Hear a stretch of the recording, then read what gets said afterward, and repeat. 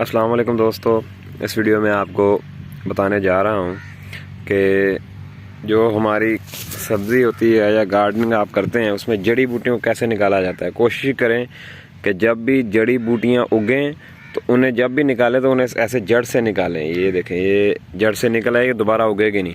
कोशिश करें कि ताज़ा पानी लगा हुआ हो, तब उससे जड़ी बूटियों को अपनी जो है गार्डनिंग की जगह या गमले उससे निकालें, या जब वो थोड़ा सा वतर आ जाए, यानी कि पानी लगाने के 1-2 दिन के अंदर अंदर ज़मीन सूखी ना हो। अगर ज़मीन सूखी हुई होगी तो वो टूट जाएगी इस तरह। ये देखें, ये इधर से टूट गया है तो ये तो उसकी जड़ें रह गई हैं, दोबारा उगाएगा।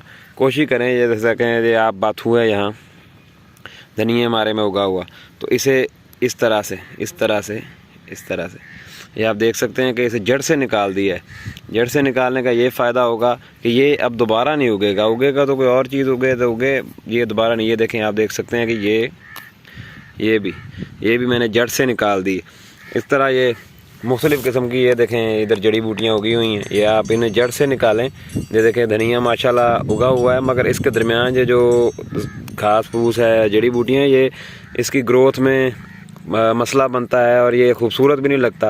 ये देखें, ये जिस तरह मैंने ये इसके इर्द गिर्द सारी जगह को साफ़ कर दिया बिल्कुल। ये देखें, इसके अंदर ये बाथू है। ये बाथू तो साग में काम आ जाता है, क्योंकि साग में इसको डालते हैं और उसके टेस्ट के लिए इसको डाला जाता है। तो ये इसकी तो इतनी प्रॉब्लम नहीं है, ये खड़ा भी रहे तो काम आ जाएगा। आजकल तो बिकता भी है।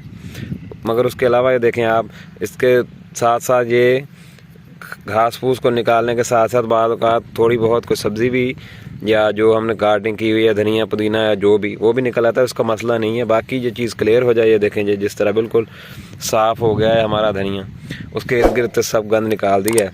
इस तरह आप निकालें। कोशिश करें कि पानी लगा हो तब निकालें, ताकि जड़ों समेत निकले। वत्तर हो तब निकालें, और कोशिश करें इसे वक्तन फ़क्तन साफ़ करते रहें, जिससे गार्डनिंग का जो मशगला है उससे आपको अच्छी एक, जिसे कहते हैं ना, कि इन्वायरमेंट भी मिलेगी और पौधों के साथ वक्त गुजारने का टाइम भी मिलेगा। बहुत शुक्रिया, जज़ाकल्लाह।